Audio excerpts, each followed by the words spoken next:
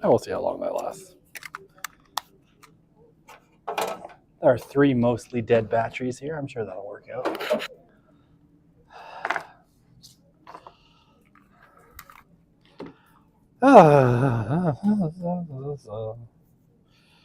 Okay.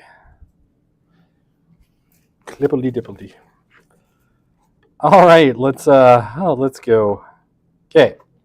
So I don't know how long this mic is going to last. I'll try to keep an eye on it. There are no new batteries in here, and I keep forgetting to bring some from my office because I'm dumb. And I don't feel like it should be my job to supply batteries to the rooms, but apparently it is. So if the mic goes, I apologize. Just let me know, and I'll try swapping out one of the other batteries, or I'll try to talk really loud, and we'll see if I lose my voice. That'll be good too. Okay, so thanks for Monday and looking at that recorded lecture. I think I've overdone it this term, and between a little bit of burnout and a cold that my 5-year-old brought home, he got to stay home too, but he does much more fun stuff when he's home. He got to watch TV all day. I sat in a chair and marked your exams all day when I was sick, so there we go. But thanks for that, and I have 16 exams left. So if you haven't gotten your grade back, you are in the last 16 of the random shuffle. You have terrible luck. I'm sorry. I'm hoping to do it like today before I go home. I've gotten faster. I will say, by God, some of your answers are long and wonderful and detailed, and clearly some of you have copied down every single word I've said, even some of the jokes. So, good job. It's pretty impressive. I'm not going to lie. Yes. But a lot of you, I think, have gotten the marks back already. Already some people have come in and seen their exams. So, that's fun. I'm not even done marking, and I'm already having to defend the grades. It's good. Okay.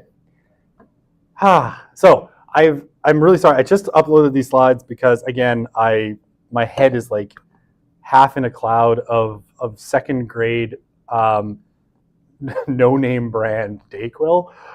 So I'm going to try to muddle my way through it. I skipped ahead, like what's on the syllabus. I think I had is there a crisis of boys and men after the religion unit? And I'm going to bump that back to the end of the course, with the possibility that it gets dropped because I just haven't had time to hone it to where I want it to be. So I'm working on it. It may, depending on how much time other stuff takes, it may make its way into the course. It may not. We will see. But we're going to jump instead into something I think kind of bookends well into the discussion we had on religion, which is about mental health. And I know the crime unit's a bit of an odd spacer between the two. And a lot of it's drawn from SOC 321. So if you took 321, it probably seemed incredibly familiar to you. I haven't taught in a few years, so probably, I don't know if Brian teaches it the same. Now I'm just making a drawing of some kind around my words. Okay. Semester is almost over. Happy face. No, I will miss all of you. Okay. Right, same question slide as before. What's my star sign? What is my star sign? August, that's Virgo, I think. End of August. Yeah, okay. So Virgo. I don't know. I take it seriously, so clearly I know. Um, how is my sociology of religion class? I'm deciding what classes to take next year. Okay, I guess that depends on what criteria you have.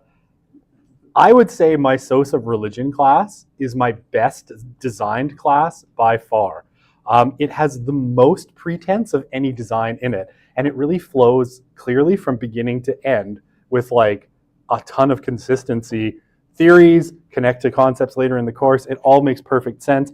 This course, I would say, is my course with the least pretense of any design, because I've just yanked parts of it out over the 10 years I've been teaching it and plugged new pieces in.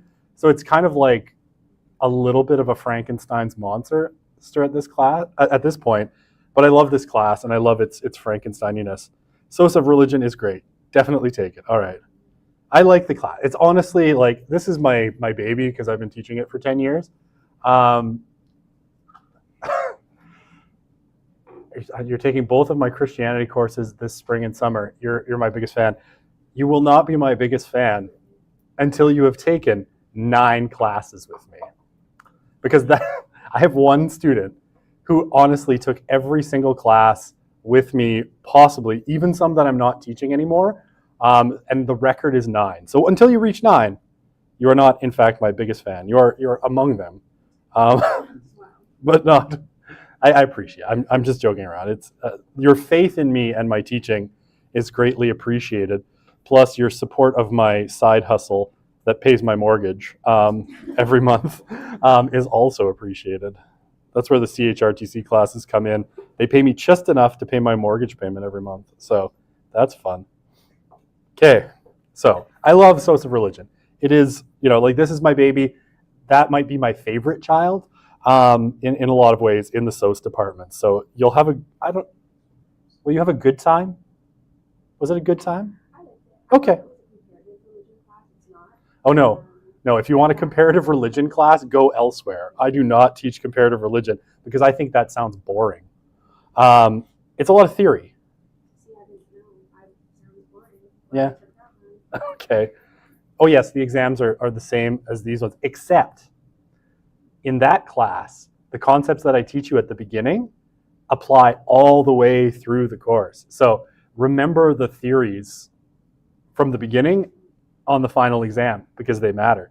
But it's not hard. Like we spend like the first third of the course on theories, but they're fun. I promise. It's not like Foucault. Foucault is boring. Rodney Stark is fun.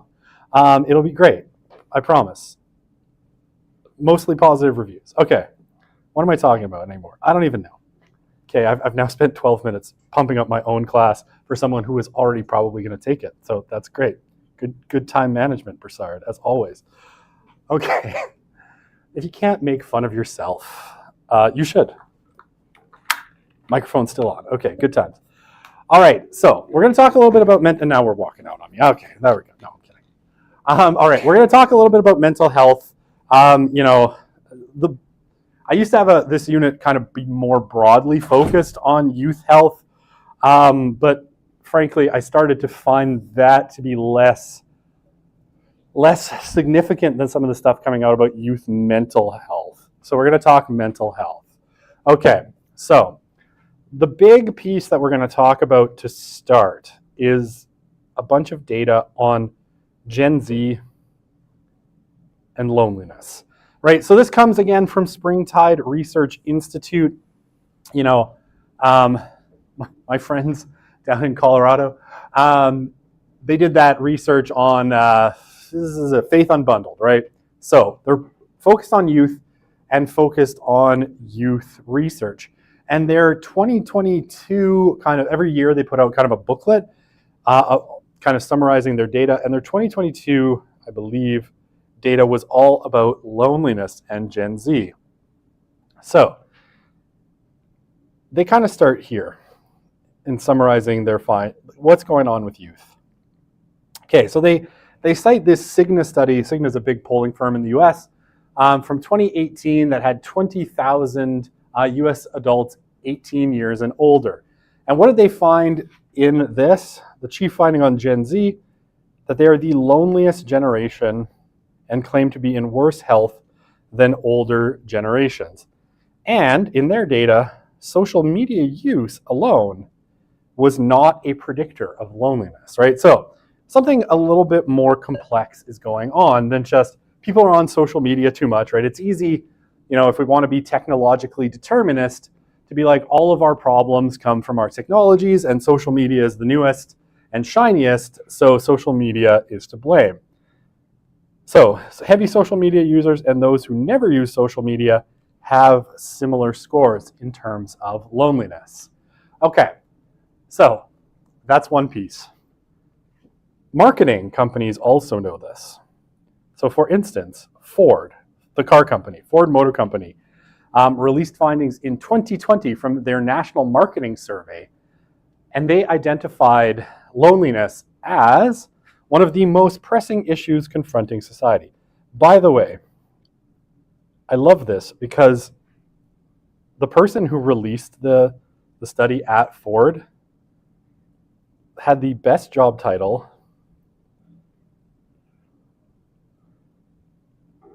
I have ever seen anyone have. Ford Motor Company apparently has a job title that is Chief Futurologist, or basically predictor guy. I want this job title. I don't even care in what. I just want to be the chief futurologist. I would start my own foundation just to be chief futurologist of something. So I might start a think tank and appoint myself chief futurologist. It's an awesome job title. Okay, but what do they say? Trust in, let's highlight. Bust out the highlighter. Institution and brands is declining. And their examination of loneliness, again, Ford Motor Company, not the person or the group you'd expect to be doing research on this, but it's cool, suggests that many people feel they lack trusting relationships with peers too. And without that bedrock of trust, people feel increased anxiety. So there's a kind of general distrust going on. Okay, so, this is the 2019 finding. I thought it was later than that. So Springtide surveyed youth 13 to 25 in 2019. They did 1,000 surveys, so it's nationally representative. It's small, but it's nationally representative, and 35 qualitative interviews. And what they used was you'll know this if you took Intro to Methods with me, one of my favorite little ways of measuring loneliness, and one of my favorite scales of all, the UCLA Loneliness Index. So it's a 20-question kind of research tool. Erica's laughing because, yes, in Intro to Methods, I use it as an example of good tools that you can use. It's a 20-question survey that has a whole bunch of questions about kind of social relationships and loneliness. Okay. Many of our young people, right, in this 13 to 25 group had high rates of loneliness, social isolation, and stress. Okay. And when they talked about belonging, I say we. I've been talking about this for a few years, so I feel like I own this data, but it's actually not mine. They struggled in this should be qualitative. I need to change that. I'm gonna circle it so I remember. Qualitative portion, right? So in the interviews, they struggled to note or to tell the interviewers where they belonged, right? And what the interviewers, and sometimes this happens, right? And this happened in National Study of Youth and Religion too. If you remember from the beginning of the course, Smith and Denton and Smith and Snell tried to ask questions about morality, whether morality was objective or not. And their respondents struggled to kind of answer that question because it didn't make sense. This question on where they belong, right? The keyword here being where, didn't make sense to Gen Z. Okay, so why? Principally because for Gen Z, they felt that belonging wasn't the quality of an institution, rather it's, rather it's related to people, right? So for Gen Z, the question isn't where do you belong, it's more to whom do you belong, or with whom do you belong, right? It's people that make them feel a sense of belonging, not institutions. And again, this is an interesting little shift. My microphone is almost dead. This is an interesting little shift that we see when we talk about Gen Z. Specifically because, I don't know, I'll try this. Again, when we're talking about Faith Unbundled, and so we see some of the continuity in this data, then the Faith Unbundled stuff is a little bit later. Institutions aren't really part of Gen Z's identity, right? This is a deeply deinstitutionalized generational cohort. They don't feel like institutions define where they belong. It's much more individualized and it's much more about people. And again, this contrasts, I think, very strongly with older generations, right? With our silents, of course, but our boomers, our Gen Xers, and probably to a lesser extent our millennials. The millennials are going to start looking a little bit more like Gen Z this way. They are all, as we move forward in our timeline and we get closer to today, we see more deinstitutionalization amongst youth, right? They don't in the sense that when we're talking about religion, right, they weren't thinking Catholic, Protestant, Jewish, Muslim. They're thinking more about cobbling pieces of those identities together. It's the same here, right? They're not thinking in institutional context about belonging. It's not like I'm Catholic, so I belong, to my local Catholic parish. It's like, where are those relationships that I belong to, right? And again, if you remember the Faith Unbundled stuff, one of those categories was, they will exit and enter institutions to the extent that they feel relationships are possible there, right? Or they have relationships or relationships are possible. Okay. So what does this kind of look like? And again, because it's, they're interested in questions about religion. So there are some, comparisons to those who attend religious gatherings. Okay. So about 1 in 3, right? So 33%. Said they felt completely alone much of the time. And this didn't, really change much if they attended religious services. Now, again, what I'll say here is the way they've broken up this data is a little bit weird compared to the stuff they were looking at in that other data we took from Springtide. Now we're talking about everyone who attends religious services, regardless of kind of religiosity.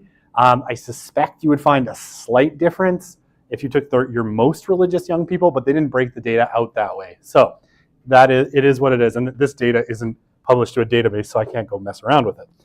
Okay, so for almost 40% overall said they had nobody to talk to. A third said they felt completely alone. 45%, right, said they felt like no one understands them.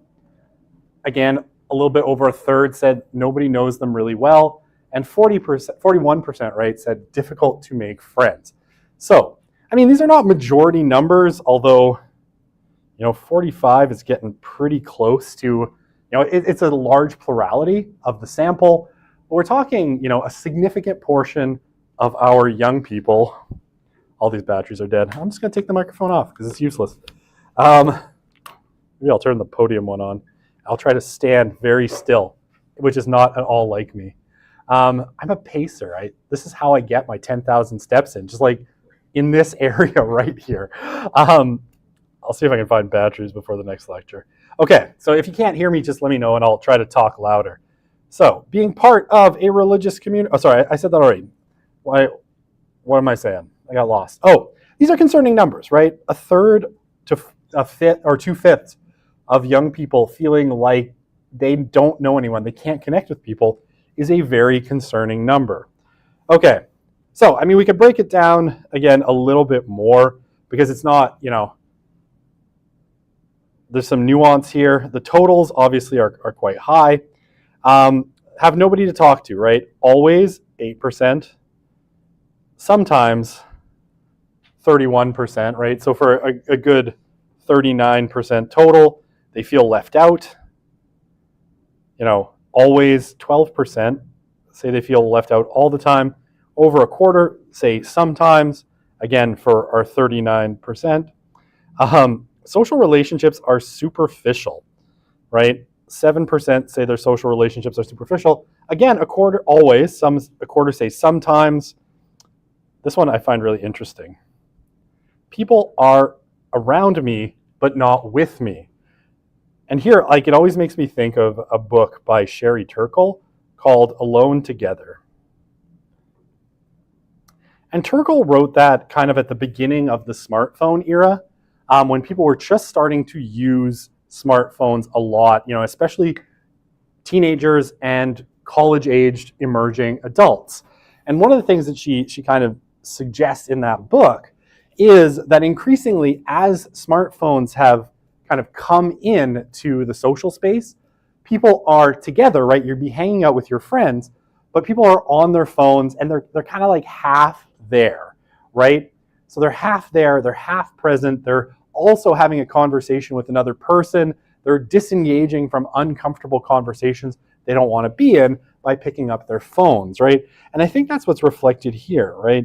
Is that people are around them but not with them, right? And it's 10% always, and again, over a quarter sometimes. And 10% feel isolated from others, always, 25 sometimes, for again, over a third. So these are concerning numbers, right? Because it speaks to a kind of Gen Z social isolation. Having little or no contact or experience of societal organizations or groups.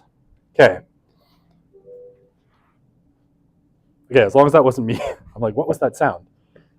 Okay, so meaningful interactions. I think this data is really interesting, again, because this is young people basically saying how many, and again, this is all part of the UCLA Loneliness Index, so you can see how good of a tool and how useful it is. 2/3 of young people 13 to 25 say that they have 3 or fewer meaningful interactions on a typical day, right? So that's not a lot. Only 14% say they had 5 or more, and 19% 4 to 5, right? Or more than 5 interactions, right? So you have a big chunk of your youth population that doesn't feel like they're having very many meaningful interactions with other people. And again, that is going to be, especially when your whole sense of belonging, right, is based on people. Meaningful interactions with those people are going to be the things that make you feel like you belong. If you don't have them, right, that is going to be not a lot of that's going to be people who feel very lonely. This is going to be very lonely young people. Now, again, there's a pretty wide range here, kind of in 1 to 3, right? And maybe 3 meaningful interactions in a day is enough for some people, introverts, I don't know. But it's not a lot, right? It's definitely, a sense that you're not interacting with people in a meaningful way very often. So again, things seem very superficial. Okay. So in terms of stress, loneliness, and anxiety, we see some pretty concerning numbers as well. So half of the young people in this sample, every time you do that, the desk moves, and I think there's like an earthquake. It's like, it's okay. I was just like leaning against it and suddenly it shifted. Like, what's happening? Okay, so half of young people said we're experiencing multiple stress factors, right? Okay, so what was it? Like, what was their, slow down for a second. What were their lives like? What was it that they were experiencing? 58%, right, felt stressed or overwhelmed overall, right? And this is up significantly from if you had taken the same kind of numbers to talk about millennials, right? The same kind of tools. 66% feel like they don't have enough time to get everything done.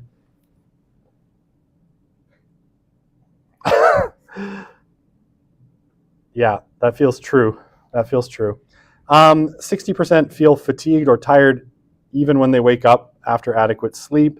And over half say they have a hard time relaxing, right? Okay, so all of these are signs of like burnout, stress, overscheduling, too many expectations and not enough kind of downtime, or an inability to find kind of downtime, right? So now that would be bad. But when they talked to them in those 35 interviews, a lot of the participants said that the stress and anxiety that they had got in the way of building connections and belonging, right? So they were stressed because they have a lot to do. They're busy, right? They don't have enough time to get everything done. And that makes them anxious, right? That increases social anxiety. And then they aren't able to go and build meaningful connections, which makes the loneliness worse. And, again, over a third of them reported having no one to turn to when they were stressed, right? So no one at all, friends, family, no one to turn to when they were stressed. Okay. So this is kind of along with institutional collapse, right? So I talked about how this is a deinstitutionalized generation.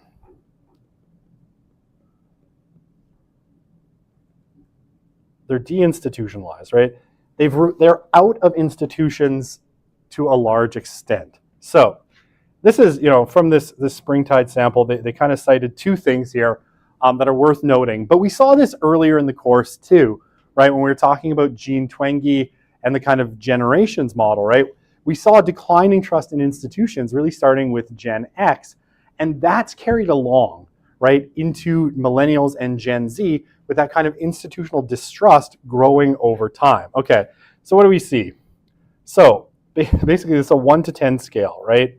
With 1 being or 0 to 10 scale, 0 being no trust, 10 being, complete trust. And what we see is basically every institution here has a trust problem, right? Except for nonprofit organizations have a 5.3 score, right? So halfway, a little bit over halfway. Public schools, and banks do okay. Apparently no one's ever met a banker. Sorry, that's a snarky comment. I wouldn't trust a banker with anything. Just as likely to rob you and charge you a fee for it as anything else. Sorry. Love banks. They're the best. Not at all the worst. Here, we'll hold your money for a small fee, and we'll let you do things with it for a small fee. And I love banks. Okay. Oh, I'm cynical. Organized religion, came, in less than 50% trust. Media, a well-deserved 4.2. I mean, given that this is the tail end of the Trump first term, I'm surprised that we had a 3.9 there. Maybe there just aren't negative numbers in this scale. I don't know. Anyway, sorry. I shouldn't be mean to Donald. He might invade us if he sees this lecture online. Who knows? Okay, and big business didn't get a lot of trust either. All right, and what's the kind of shift in this, right? Minor shifts downward in terms of institutional trust for big business. The medical system, big decline from 80% in the 70s to 36. The presidency, I'm surprised it was that high in the 70s, but still down. Television news, actually this is wrong, that should be 0. No, television news is garbage, especially in the US. But 18%. Congress, again, that should probably be 0. Okay, no more commentary, I'm sorry. Newspapers, public schools, right? Public schools used to be pretty trusted. They've dropped down. And organized religion, right at the bottom, big kind of hit. Used to be very trusted at 65%. And by the, 2019, it's down to 36. So general kind of declines in institutional trust, right, again, that we've seen. And the kind of follow-on is that young people have exited a lot of institutions. They're just not there anymore. Okay, I apologize for this terrible graphic.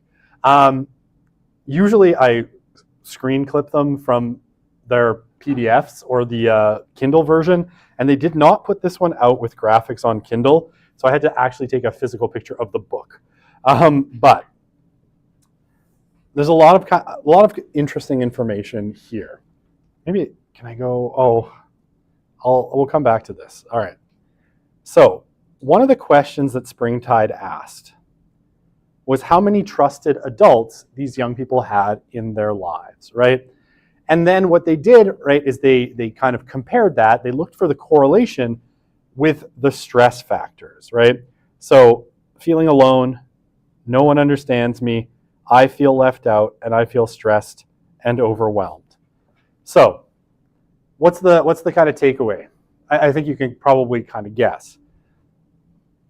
Our most stressed out young people are the ones, our stressed out, lonely young people are the ones with no trusted adults, right? Zero trusted adults, right? You're talking 62% said of them said that they feel alone. 70% said no one understands them.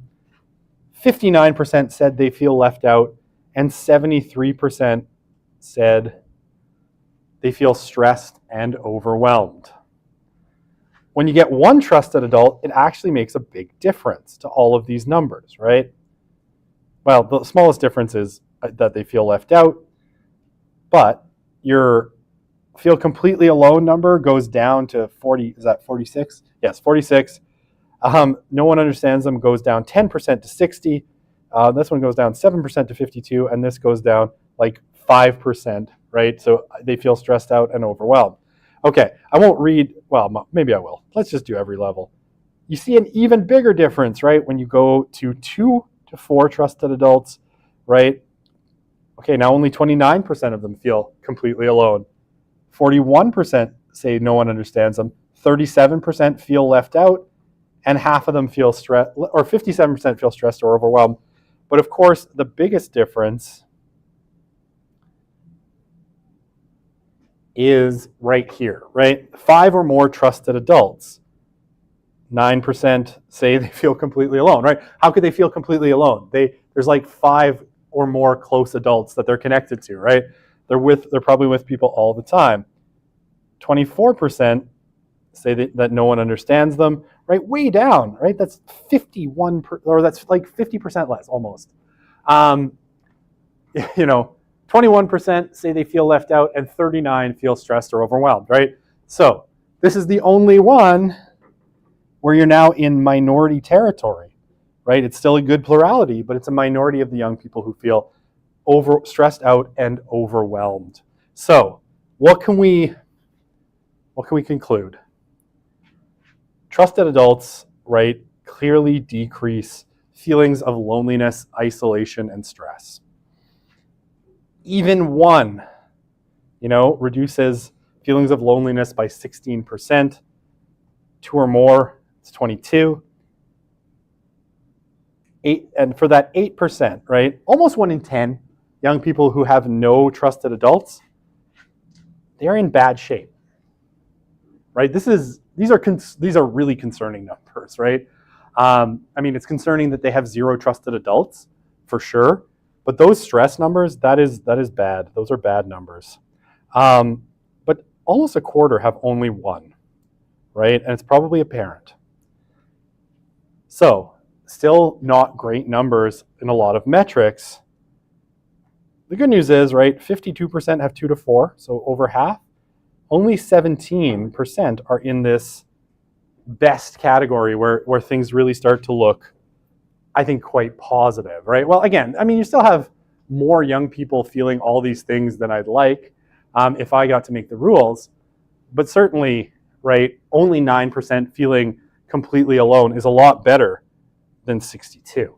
So, all right, what's my next slide? Okay, the remedy. All right, and here, this is like just the same data, but basically just isolating out the 0 trusted adults and the 5+ trusted adults to show you kind of the massive difference in all of these, right? These are large, these are really, really, really large differences across the board. So what is the remedy, right? Like what would be, okay, hang on, I'm gonna back up. Because here's the problem. Where are trusted adults found? That's the question, right? Where are trusted adults found?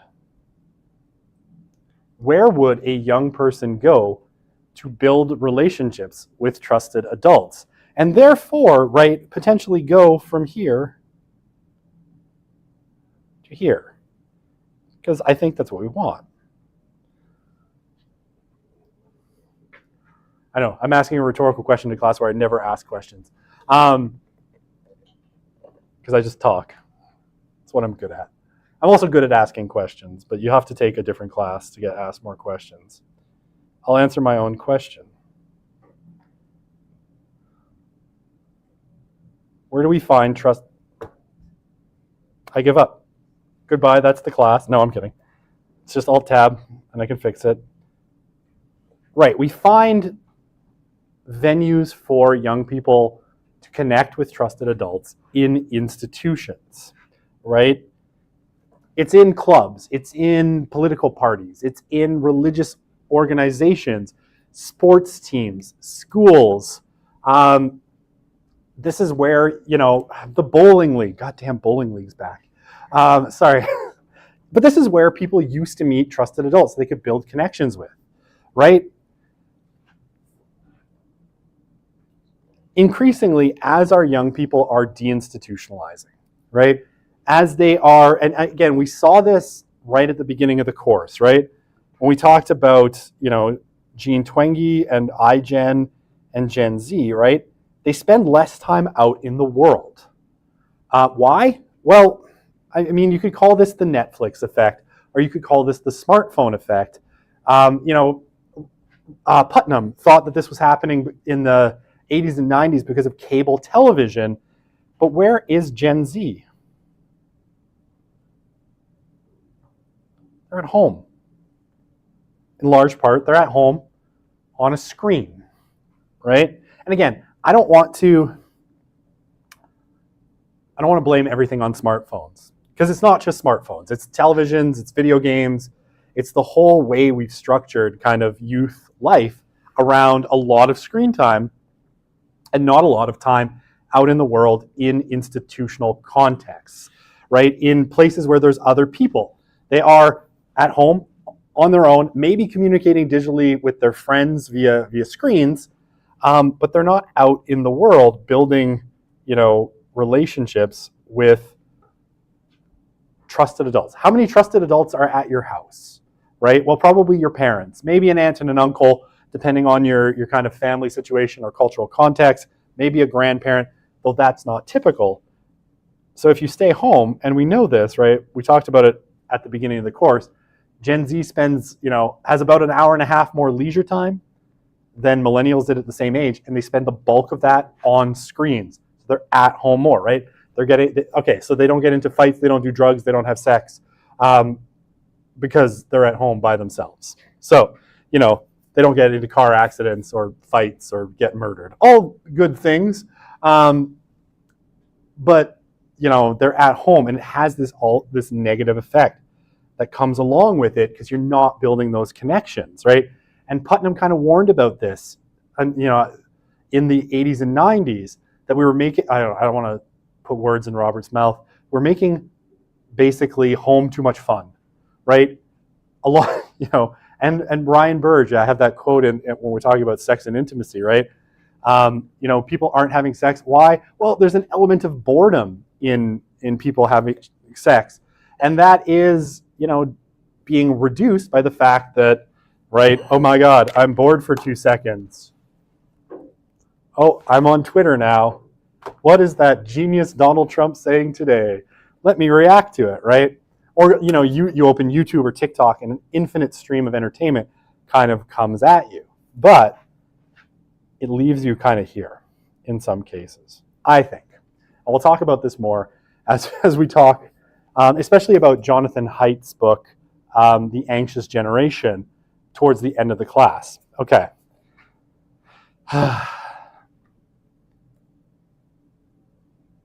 Okay, hang on. I want to talk about this a little bit more before I move on. I'm going to erase all my doodles.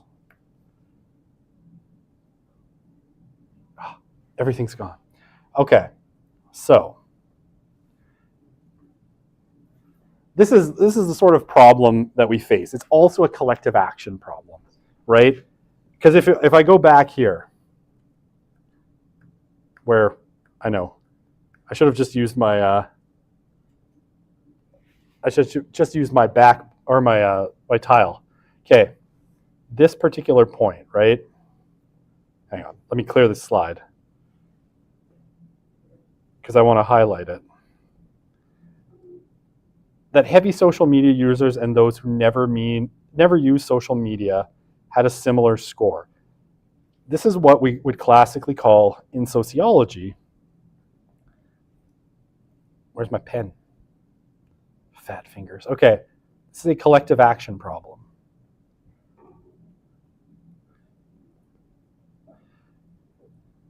Okay, why? What is a collective action problem?